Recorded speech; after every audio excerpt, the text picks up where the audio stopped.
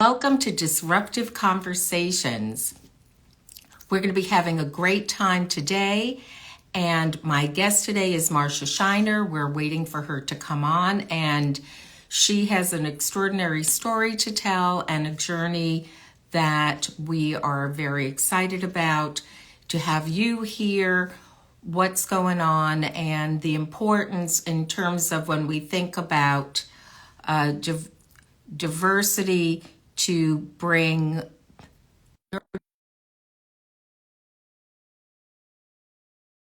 We'll be seeing her in a moment, and I will be formally introducing us.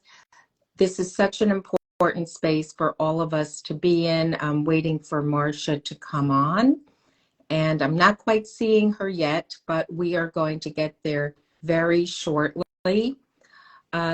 So I'll begin by just introducing the show and welcome to Disruptive Conversations with entrepreneurs, thought leaders, educators, influencers, authors, in which we deep dive into the experiences these women have needed to navigate and conquer in order to create their 10.0 life. I'm Dr. Risa Ryger, clinical psychologist, and I'm an expert in change. I help people make positive change at any point. Now, you can't have change, you can't have positive change without disruption. You need to disrupt a thought, a feeling, a belief, an action, a behavior in order to create your 10.0 life. And that we're still waiting for Marcia to come on. And that's what these conversations are all about, is really being able to step into and create the life that you want by really connecting deeply with yourself. Marcia's having a moment getting on. And so, hi, Candide. Hi, Karen. Hi, Tex. Hi, Caroline. From where you are, Brown Gravy has joined. That's so wonderful. So happy to see you all. Priya has joined. Here we go. Here's another request. Okay, we're going to give this another try. You know, this is all live. So whatever it is, whatever is necessary is what we do. And we troubleshoot live. And sometimes, no matter what you've done up to this point, there's something new that Instagram brings your way. So Psyched Up has joined. Damtus Multibiz has joined. Lena has joined. Thanks very much. Thanks for being here. If anybody wants to put in where they are coming from or where they are right now, that would be here. Oh, Down to Multibit, thanks for coming here. Yasmin, Candelise, thanks so much. Thanks for joining us. This conversation about neurodiversity is something that's really important. And as we're waiting for just a bit of a technical glitch to come on, to get resolved, here we're going to do this again. Here we're going to go live again. We're going to keep on. Here she is. Marcia is here. So happy to see you. Everybody's been waiting to see you here. So thrilled. Somebody's joining us from West Africa and Nigeria. Thanks so much for being here. And I've introduced the show. And now this is Marcia Scheiner. I'm going to be reading her bio because there's so much that she has done with these incredible women I've had on. And I just can't remember everything. So I know, Marcia, you feel like you've made your first victory for today, that we're here both live, and we are fearless and we just keep going on and figuring it out. So Marcia Scheiner is the president and founder of Integrate Autism Employment Advisors. She's the author of An Employer's Guide to Managing Professionals on the Autism Spectrum and the new Neurodivergent Job Candidate, Recruiting Autistic Professionals. And she's obviously a frequent speaker on autism in the workplace. And prior to founding Integrate, she spent 25 years in the financial services industry, most recently the CEO of Centrally Managed Business for Zurich Financial Services. She's a graduate of Wellesley College. She has an MBA from Columbia, and she has spent time at Chase also in managerial positions. And Marcia comes to us as the parent of an adult son on the autism spectrum. So Marcia, welcome. I made it. Made it. Yes, we just keep figuring it out. And that's part of what this is all about, is that no matter how prepared we are, we don't know what's going to come our way. And so it's iteration, not giving up, staying with it, and really dealing with the challenges that come up. So first question for you today is, this is Disruptive Conversation. So Marcia, what is it that you needed to disrupt in yourself in order to be able to have created the success that you have achieved at this point in time? So I spent 25 years in the financial services industry working for behemoth organizations, global financial services organizations with tens of thousands, if not 100,000 people working for them, large infrastructure, lots of support. And as I like to say, I had the good fortune to retire early from that world and always wanted to do something philanthropic. So what I had to do was really think about, how do I go from being a senior manager in a huge organization with a lot of infrastructure and support and just name recognition when you walk in the door, to creating an organization that at the beginning was just me, one person in a field that was really nascent. And what do you do? How do you start the organization, run the organization, create buzz around what you're doing, and get people to know you and get them to open their door for you?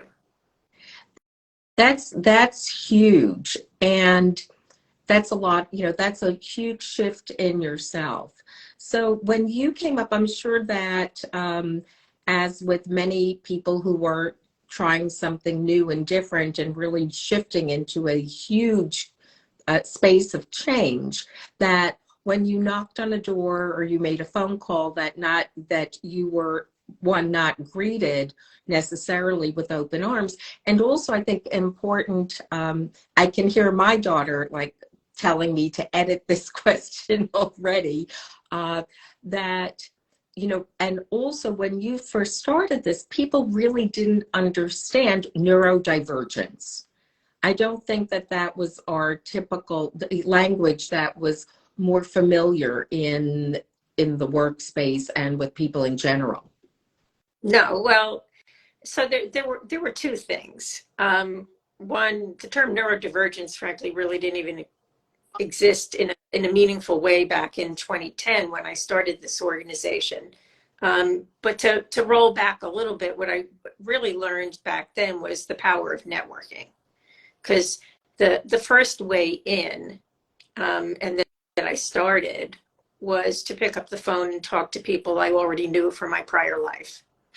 And one of the things that I learned was there are more people out there who are touched by, whether it be autism or another neurodivergent profile, which includes ADD, ADHD, dyslexia, Tourette syndrome, and a whole host of other conditions than you realize. So you start talking to people who you've known for years, and all of a sudden you find out they have a child, they have a niece, they have a nephew, they have a grandchild, and the doors started opening naturally through that avenue. So that's really sort of the change and really what has brought me from where I was 13 years ago to today.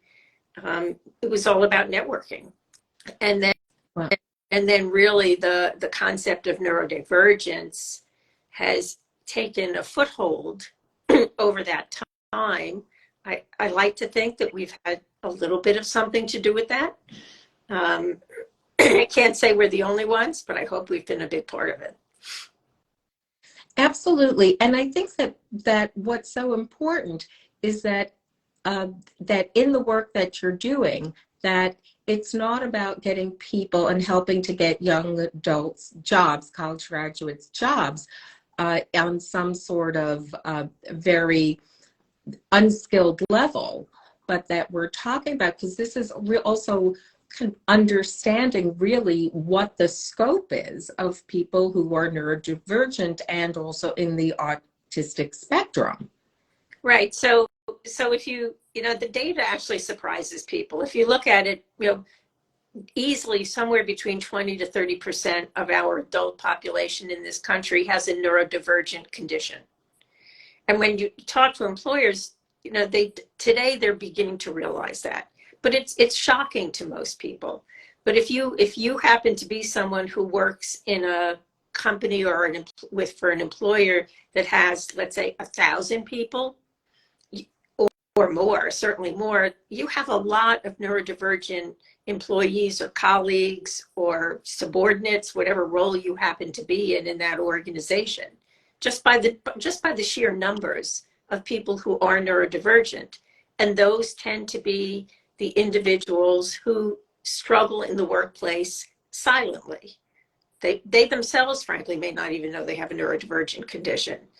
But certainly the ones that do, they're the ones that oftentimes are thought of as being poor performers or just odd, or they are the ones who get fired all the time from jobs, or they're the ones who struggle just to get jobs if there are people that you know in your family or friends. So it is out there in such a major way.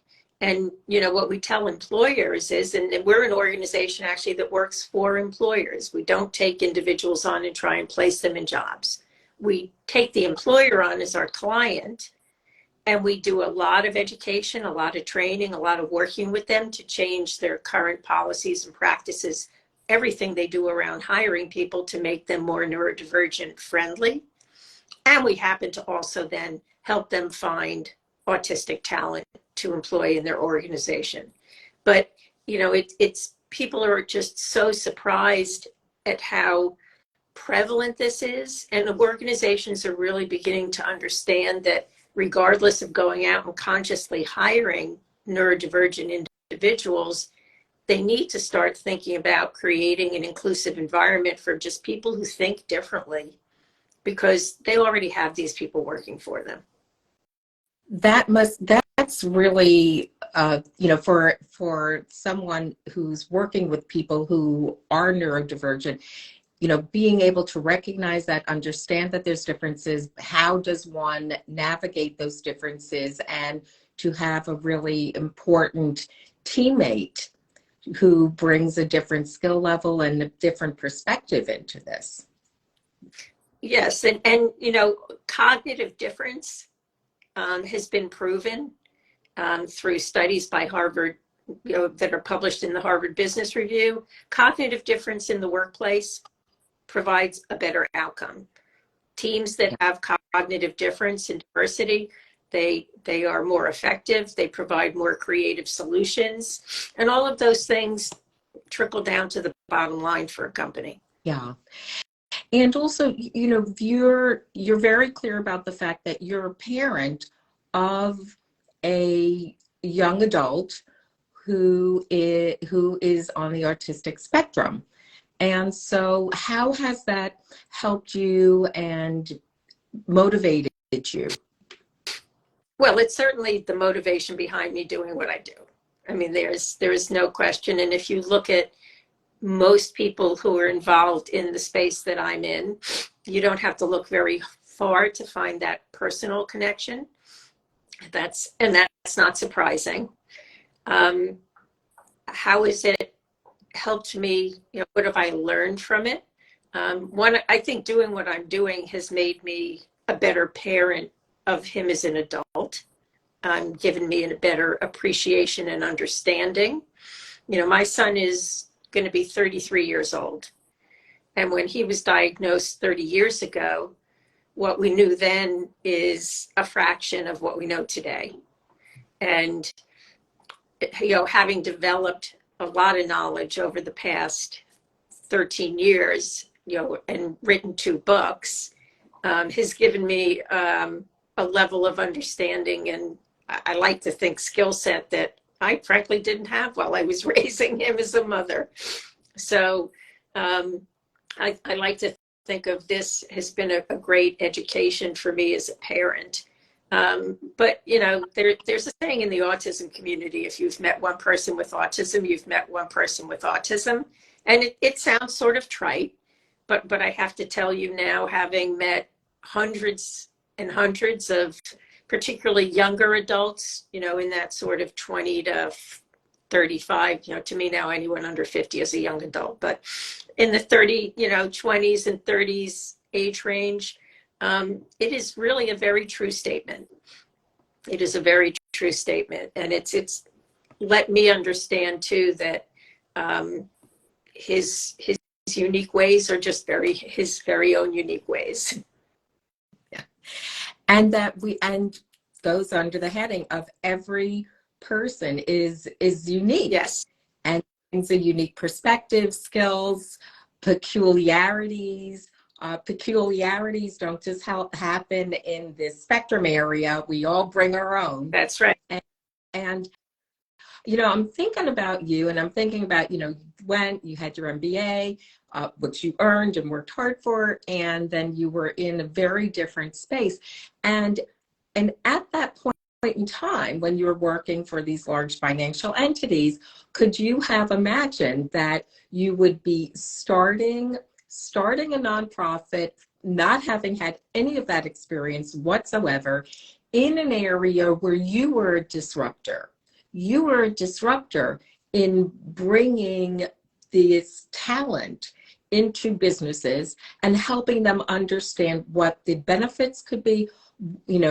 They're getting a great person, and what all that looks like in terms of the ripple in the water of positive effect. And you've been an author twice, not just once, but twice.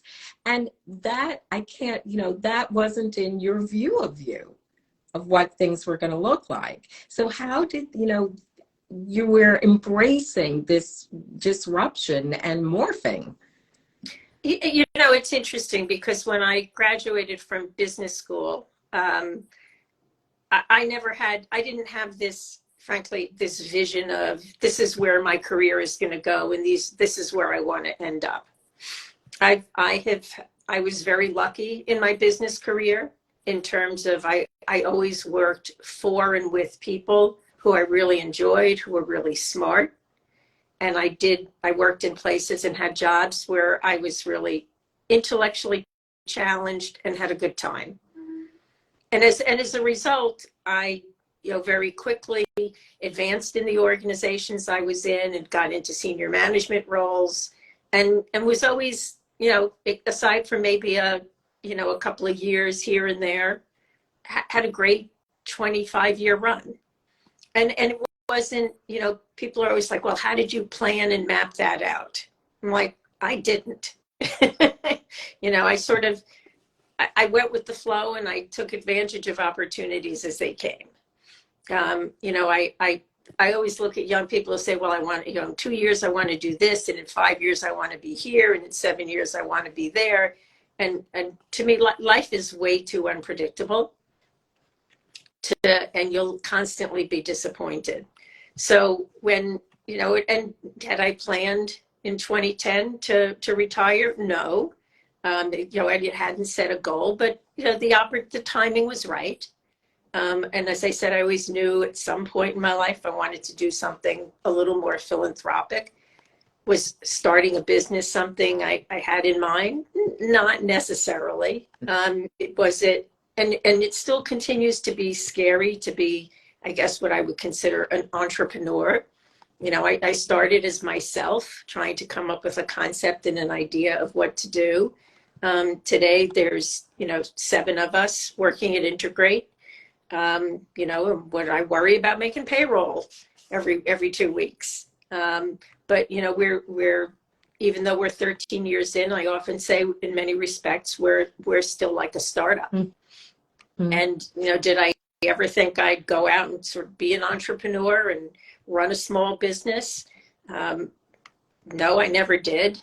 I never had those worries, when I was in the corporate world that I have today. But I have to say, having the freedom to work with a team that has the same passion that you do about an issue, and to then go be able to just do what you want to do, is frankly very liberating. Amazing. I just want to do a moment of just a takeaway for everyone, which is that you can have a 5-year plan. You can have a vision for your life. At the same time, what happens is you have to be in today. And today, you don't know what's going to come up and how you're going to show up. So while you have your vision, in the today, as you were talking about, Marcia, you need to see where your opportunities are. You need to see how to step into them. You need to know where to say no and not step in.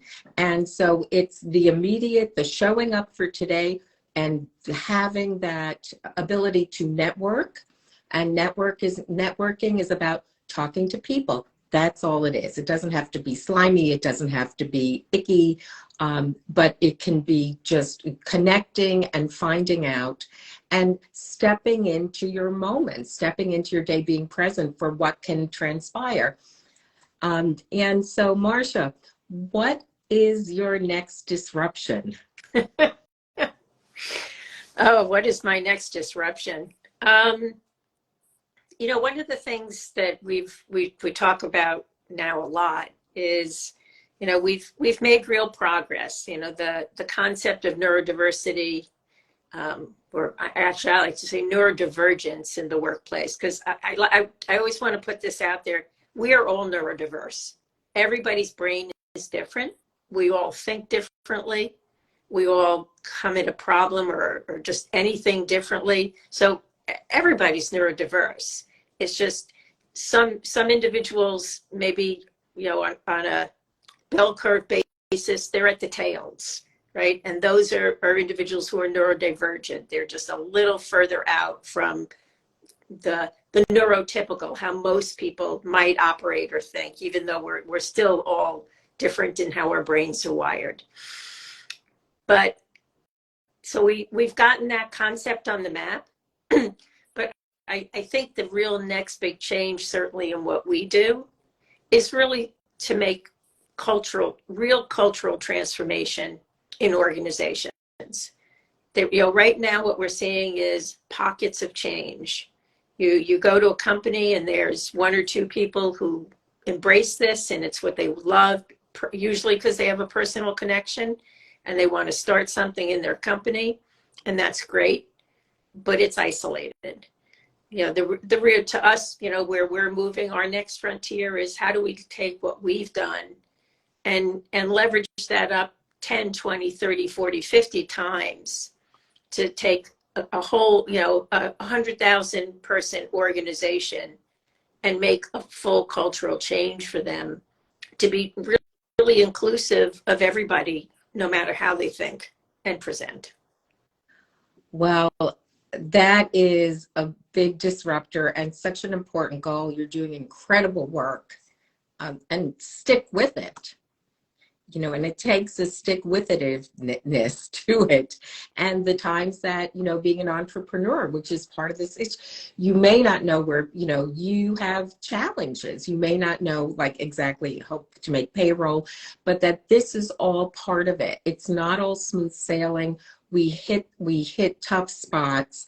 We look to see how to get out, how to solve, and how to continue. And I cannot thank you enough for joining today, sharing your wisdom and knowledge with people. Take it with you, everyone.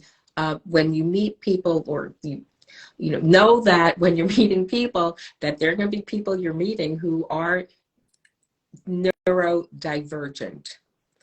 I'm getting all of my terminology correct here. Thank you, Marcia.